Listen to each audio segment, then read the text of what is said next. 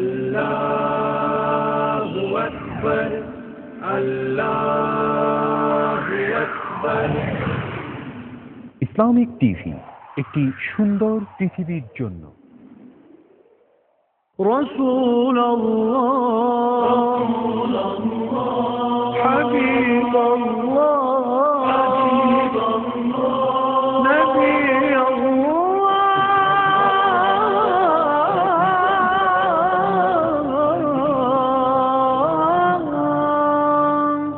شفيع الله،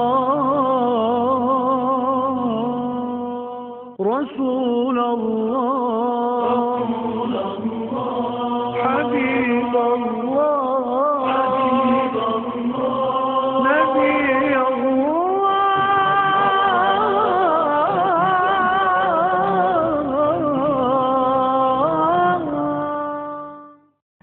আসসালামু আলাইকুম ওয়া রাহমাতুল্লাহি ওয়া বারাকাতুহু। সুপ্রিয় দর্শক, কাছে ও দূরে, দেশে বিদেশে যে যেখানে বসে সুন্নাহর আলোকে মুমিন জীবন অনুষ্ঠানটি দেখছেন, আপনাদের সবাইকে স্বাগত জানাচ্ছি। দর্শক, আপনারা দেখছেন সুন্নাহর আলোকে মুমিন জীবন অনুষ্ঠানটি পরিবেশিত হচ্ছে আলমাস্ক আরাবিয়ান আতরের সৌজন্যে। দর্শক, আজকে আমাদের আলোচ্য বিষয় সুন্নাহর আলোকে সিয়াম ও তাকওয়া। দর্শক, এ বিষয়ে আলোচনার জন্য আমাদের মাঝে উপস্থিত রয়েছেন একজন প্রখ্যাত আলেমে দ্বীন, বহু গ্রন্থ প্রণেতা, ইসলামী বিশ্ববিদ্যালয় কুষ্টিয়ার আল হাদিস অ্যান্ড ইসলামিক স্টাডিজ বিভাগের অধ্যাপক ডক্টর খন্দকার আনম আব্দুল্লাহ জাহাঙ্গীর। আসসালামু আলাইকুম ওয়া রাহমাতুল্লাহি ওয়া বারাকাতুহু। দর্শক, অনুষ্ঠান উপস্থাপনায় রয়েছে আমি ডক্টর আসম সোহাইব আহমদ। অনুষ্ঠানের শেষ পর্যন্ত আমাদের সাথেই থাকবেন এই প্রত্যাশায় আজকের আলোচনা শুরু করছি। প্রথমে এই প্রফেসর ডক্টর আব্দুল্লাহ জাহাঙ্গীর স্যারের কাছে জানতে চাইব, সিয়াম ও তাকওয়া ওতপ্রোতভাবে জড়িত। সিয়ামের মাধ্যমে কিভাবে তাকওয়া অর্জিত হয়, এই বিষয়টি যদি স্যার আমাদেরকে একটু বর্ণনা করতেন। আলহামদুলিল্লাহ, ওয়াসসালাতু ওয়াসসালামু আলা রাসূলিল্লাহ ওয়া আলা আলিহি ওয়া আসহাবিহি ওয়া মান ওয়ালাহু ওয়া বাদ। আল্লাহ তাআলা কোরআন কারীমে বলেছেন, কুতিবা আলাইকুমুস সিয়ামু কামা কুতিবা আলাল্লাযীনা মিন ক্বাবলিকুম লাআল্লাকুম তাত্তাকুন। তোমাদের উপরে সিয়াম বিধিবদ্ধ করা হয়েছে যেমন পূর্ববর্তীদের করা হয়েছিল, যেন আশা করা যায় তোমরা তাকওয়া অর্জন করবে।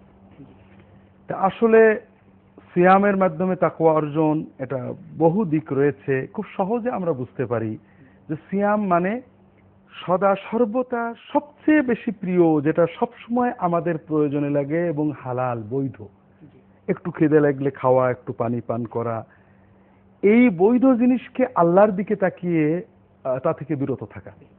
একজন মুমিন প্রচন্ড পিপাসায় আক্রান্ত, একাকী ঘরের ভিতরে রয়েছেন, তার ফ্রিজে পানি আছে, কিন্তু তিনি খাচ্ছেন, কেউ দেখার নেই, কিন্তু তিনি পানি খাচ্ছেন না। কেন? আল্লাহ তাকে নিষেধ করেছেন। আর এটাই হলো তাকওয়ার মূল বিষয়, যে আল্লাহর ভয়ে আল্লাহ যেটা নিষেধ করেছেন সেটা থেকে নিজেকে বিরত রাখার ক্ষমতা অর্জন করা, এটাই তাকওয়া। তাকওয়ার আবিধানিক অর্থ হলো আত্মরক্ষা করা, নিজেকে রক্ষা করা। কি থেকে? আল্লাহর শাস্তি থেকে। যেটা করলে আল্লাহ নারাজ হবে সেটা না করা। তো সিয়ামের মাধ্যমে আমরা এই সচেতনতা, আল্লাহ সচেতনতা, যে আমি প্রচন্ড পিপাসা, আমি অভ্যস্ত পানি পান করতে, কিন্তু আল্লাহ এখন পানি খেলে আমার উপরে অসন্তুষ্ট হবেন, আমি পানি খাচ্ছি না। এই সচেতনতা যদি সচেতনভাবে আমরা অবচেতনে নিতে পারি, তাহলে আল্লাহর নিষিদ্ধ প্রতিটি কাজই আমরা তার থেকে বিরত থাকতে পারবো।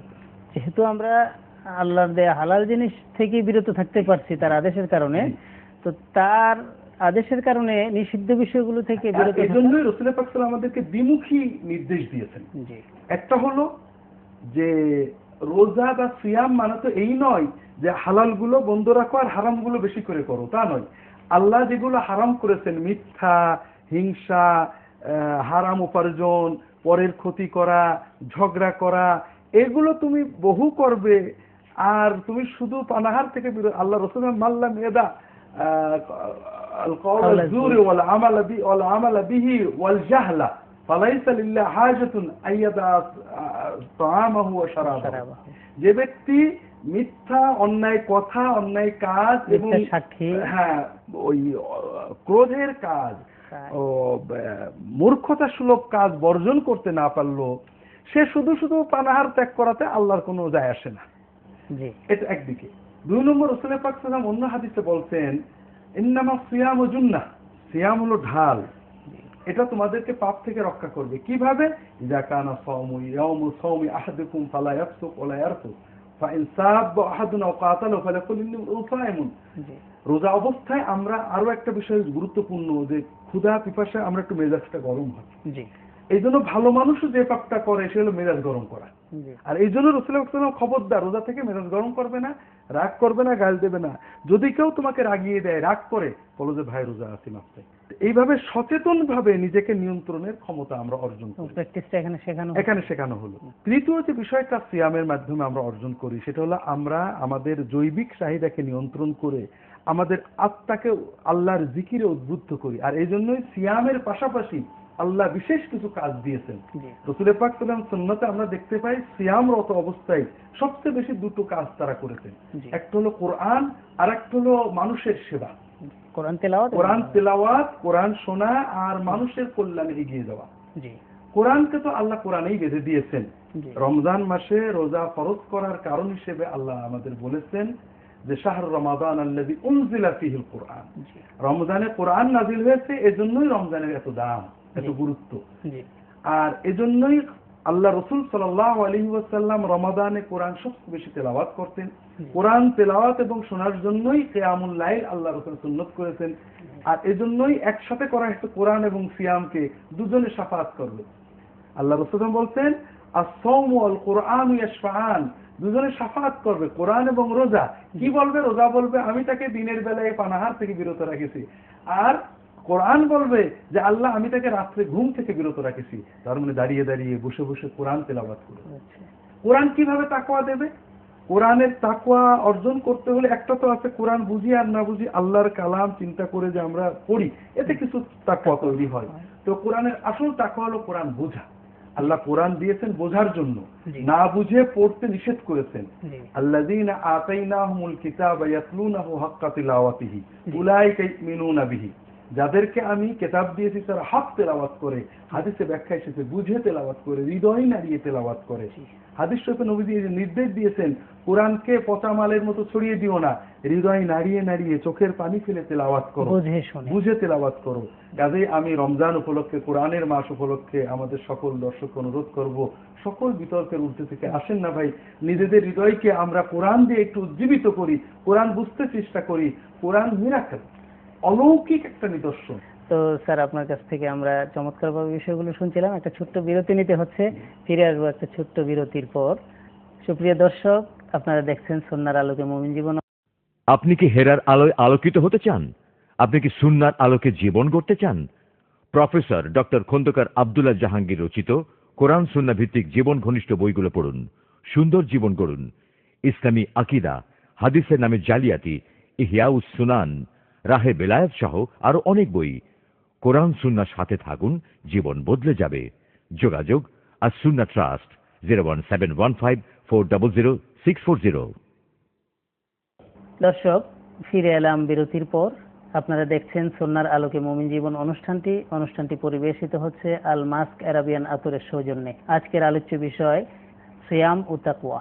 এ পর্যায়ে আমরা প্রফেসর ডক্টর আব্দুল্লাহ জাহাঙ্গীর স্যারের কাছে জানতে চাইব যে কোরআনকে সিয়ামের সাথে আল্লাহ সুবহানাহু ওয়া তাআলা জড়িয়ে দিলেন, একত্র করে দিলেন তাকওয়া হাসিলের জন্য। তাহলে কি আমরা এই কথা বুঝতে পারি যে কোরআন না বুঝলে পরিপূর্ণভাবে মুত্তাকি হওয়া যায় না? আসলে শুধু তাকওয়া নয়, কোরআন না বুঝলে পরিপূর্ণ ঈমান অর্জন করা কষ্টকর। কারণ আল্লাহ তাআলা, আসলে আমরা বুঝতে পারি না আল্লাহ তাআলা যে দিনটা দিয়েছেন। রাসূল পাক সাল্লাল্লাহু আলাইহি ওয়াসাল্লাম আমাদেরকে বলেছেন তারাকতুকুম আলাল বাইদা, তোমাদেরকে আলোকিত পথের উপর রেখে গেলাম। সেটা কিসের পথ? অন্য হাদিসে তিনি বলছেন তারাকতু ফিকুম মা ইন তামাসসাকতুম বিহি লান তাদিল্লু বাদি, তোমাদের ভিতরে রেখে গেলাম যা ধরে থাকলে তোমরা গোমরাহ হবে না, কিতাবাল্লাহি ওয়া সুন্নতি, আল্লাহর কিতাব এবং আমার সুন্নাত। অন্য হাদিসে রাসূল পাক সাল্লাল্লাহু আলাইহি ওয়াসাল্লাম বলছেন ইন্না হাযাল কুরআন তারাফুহু বিয়াদিল্লাহি ওয়া তারাফুহু বিআইদিকুম, এই কোরআনের এক প্রান্ত আল্লাহ ধরে রেখেছেন, এক প্রান্ত তোমাদেরকে দিয়েছেন। ফাতামাসসাকু বিহি ফাইন্নাকুম লান তাদিল্লু বাদু আবাদা, এই কোরআনকে ধরে রাখো, তোমরা কখনোই আর বিভ্রান্ত হবে না। ইন্নাকুম লান তারদু ইলাল্লাহ তারজিউ ইলাল্লাহি বিশাইইন আফদালা মিম্মা খারাজা মিনহু, তোমরা আল্লাহর ওলি হতে চাও, আল্লাহর কাছে যেতে চাও, কোরআনের চেয়ে বড় জিনিস আর নেই। এই কোরআন আসলে তো বোঝার জন্য আল্লাহ দিয়েছেন। কোরআন পড়তে হবে, বুঝতে হবে। কোরআন যত হৃদয়ের গভীরে প্রবেশ করবে, আমাদের ঈমান তত বাড়বে, তাকওয়া তত বাড়বে। কোরআনের পাশাপাশি অবশ্যই সুন্নাহ পড়তে হবে, হাদিসের আলোকে কোরআন বুঝতে হবে। আর এই কোরআন এবং সুন্নাহ বুঝার মাধ্যমে আমরা তাকওয়া ঈমান অর্জন করব। অন্যান্য মাসলা মাসাইল আমরা আলেমদের থেকে শিখব। এটা বাদ দিয়ে যদি আমরা কোরআন এবং সুন্নাহ নিজেরা হৃদয় দিয়ে না অনুভব করে শুধু মানুষের মুখ থেকে শুনি, তাহলে সত্যিকারের তাকওয়া ঈমান অর্জন করা খুবই কষ্ট। আমি যেটা আপনাকে বলছিলাম ভাই, যে কোরআন একটা মিরাকেল। এর একটা দিক আমরা সবাই জানি, আমরা মাতৃভাষার সবচেয়ে উচ্চাঙ্গের বড় সাহিত্যিক কাব্যগ্রন্থকে মুখস্থ রাখতে পারি না। আমাদের বাংলাদেশের সবচেয়ে বড় সাহিত্য গীতাঞ্জলি কবিতাটা প্রথম থেকে, কাব্যগ্রন্থটা প্রথম থেকে শেষ পর্যন্ত একটানা মুখস্থ বলতে পারে না, হয়তো অনেক কবিতা মুখস্থ। কিন্তু একজন বাঙালি শিশু, 7-8 বছরের শিশু, এই বিশাল এই কোরআনটাকে প্রথম থেকে শেষ পর্যন্ত মুখস্থ বলতে পারে। সে মাতৃভাষায় কথা বলতে গেলে বেড়ে যায়, কিন্তু কোরআন যখন পড়ে তখন বলে হারাম শরীফের ইমাম বোধহয় কোরআন তেলাওয়াত করছে। এটা অলৌকিক, বিশ্বের আর কোথাও এর কোনো নমুনা নেই।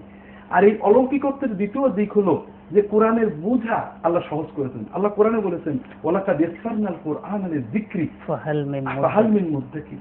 আমি কোরআনকে বোঝার জন্য সহজ করেছি, কেউ কি আসো বুঝতে চাও? এর একটা নমুনা আমি অনেকের ভিতরে দেখেছি, যে আরবি একটা শব্দ জানে না, কোরআনের আয়াত উচ্চারণ করে করে পড়েছেন, তরজমাটা পড়েছেন, একবার দুইবার খতমের পরে ইমাম যখন কোরআন পড়ে একটা অক্ষর আরবি বোঝেন না, কিন্তু কি পড়ছেন উনি হৃদয়ে বুঝতে পারছেন। এই জন্য আমি সবাইকে অনুরোধ করবো, ভাইরা আমরা সবাই চেষ্টা করি আল্লাহর কালাম এটা হৃদয় দিয়ে পড়ি।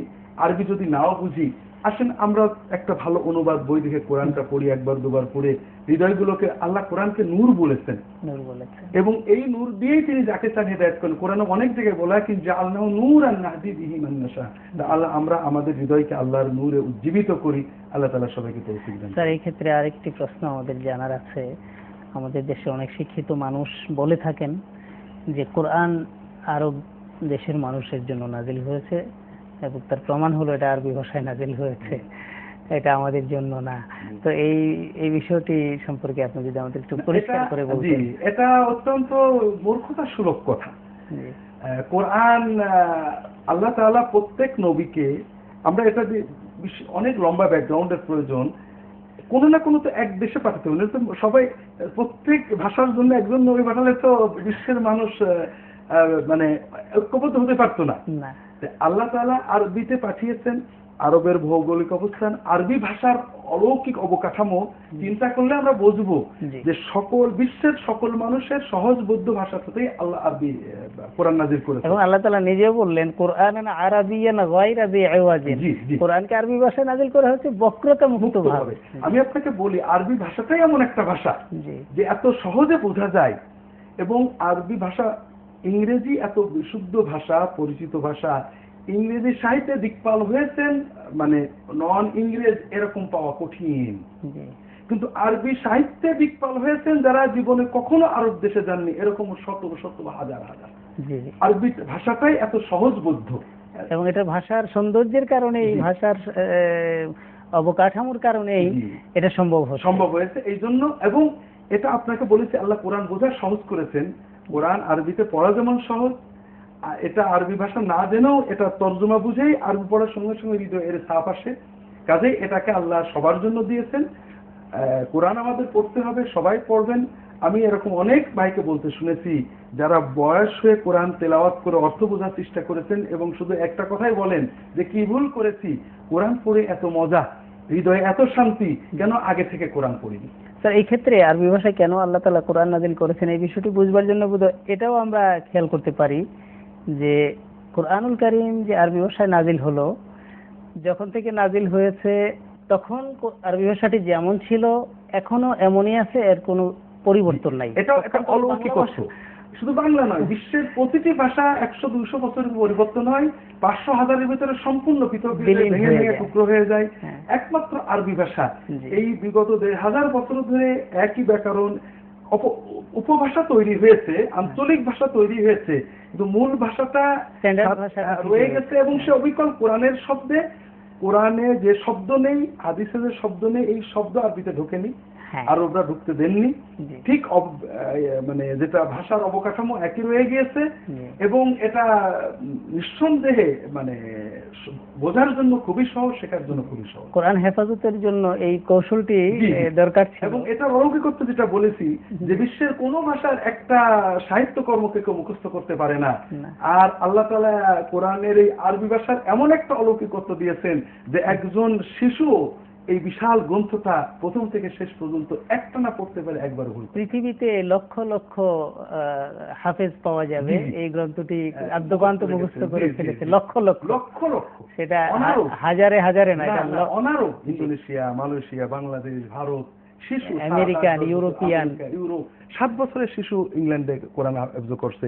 এটাই প্রমাণ করে যে আল্লাহ তাআলা বিশ্ব মানবতার জন্য এমন একটা ভাষা নির্বাচন করেছেন যে বিশ্বের সকল মানুষ ভাষার কারণে নয়, কোরআনের অলৌকিকত্বের কারণে এটাকে সহজে পড়তে, বুঝতে, মুখস্থ করতে পারে। স্যার, অনেক শিক্ষিত মানুষ, অনেক গবেষক মানুষকে আমরা কোরআন সম্পর্কে তাচ্ছিল্য করতে শুনি, এটা তাদের না বুঝার কারণে।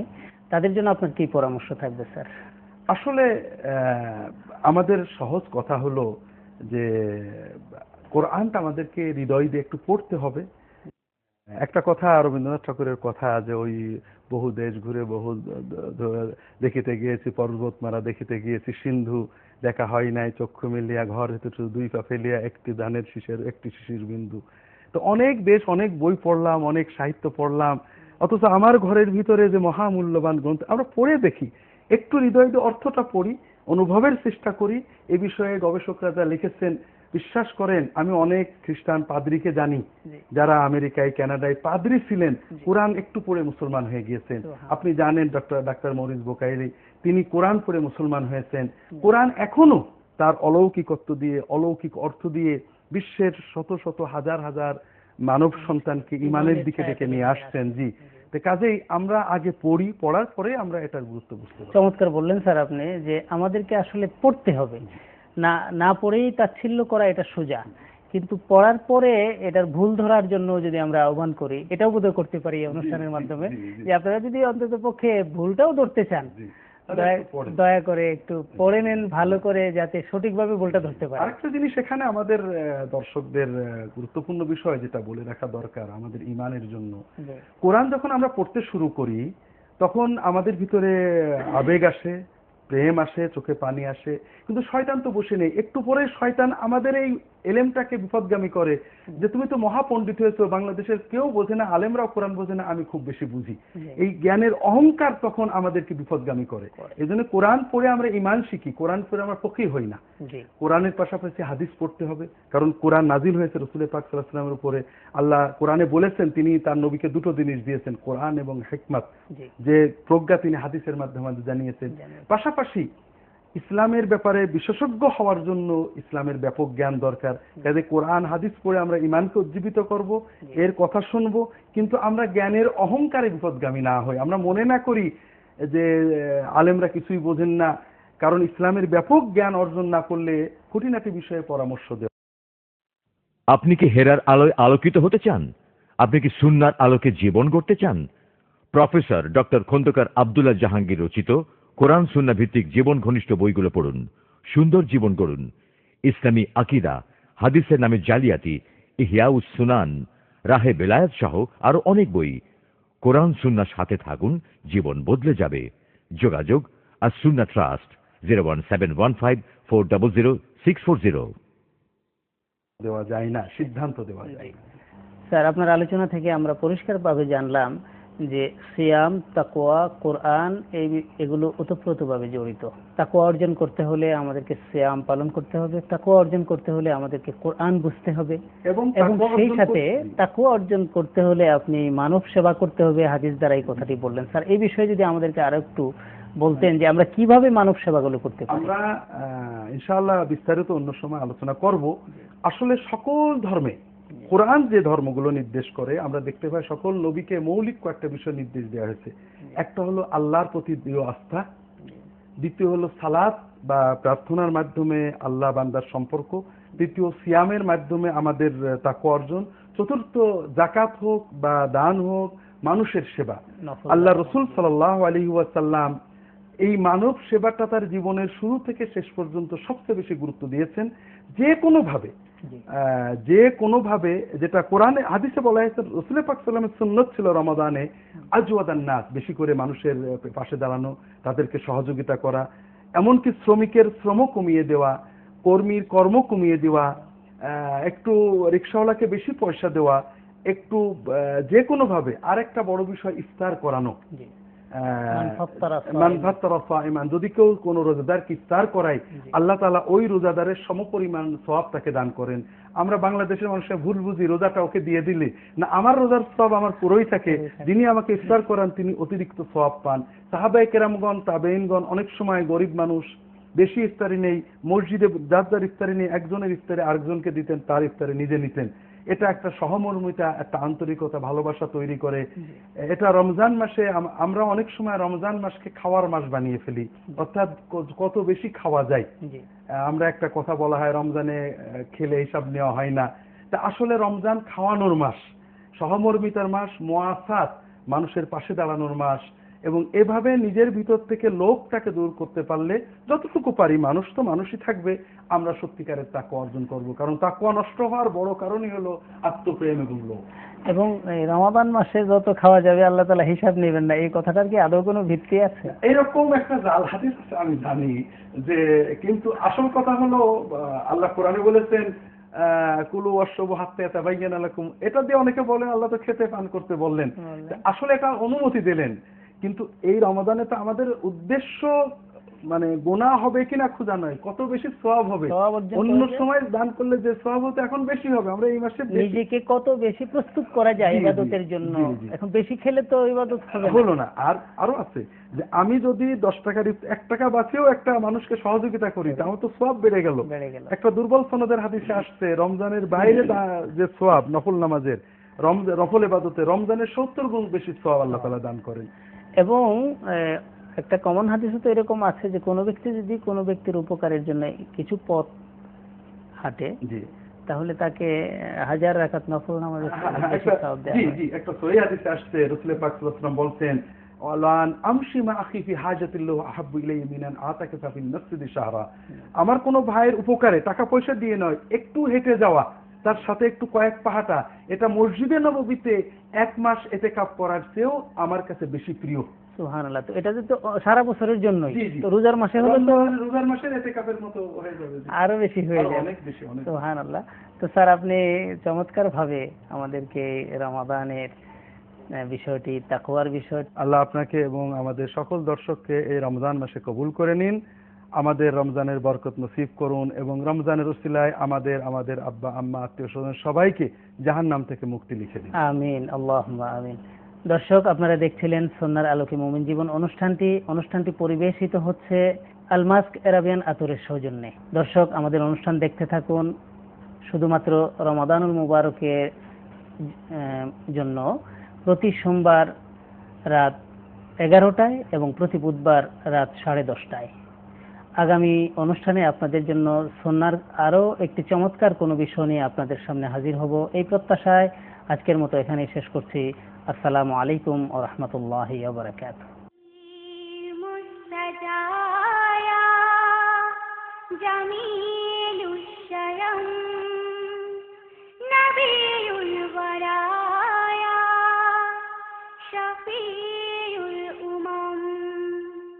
সব মানুষের প্রিয় তিনি, আল্লাহ তাআলার প্রিয়, সবার কাছে তার সিরাতি অনুসরণীয়।